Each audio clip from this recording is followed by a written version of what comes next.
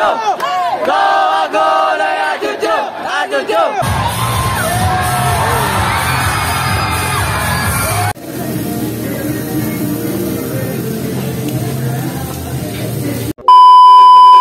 So what's up mga kakuns? So kamusta kayong lahat? Nandito tayo ngayon sa Bulacan State University main campus dito sa Malolos, Bulacan. Ayan mga kakuns, kung nakikita nyo, naka-uniform kami lahat kasi kami yung mga representative and mga players dito sa Hagonoy campus. Ngayon nga pala mga kakuns ay ginaganap ang Intramurals 2023. Ayun na nga mga kakuns, nagsimula na ang parade. So papunta na kami sa Valencia Hall para doon simulan ang program. Let's go mga kakuns!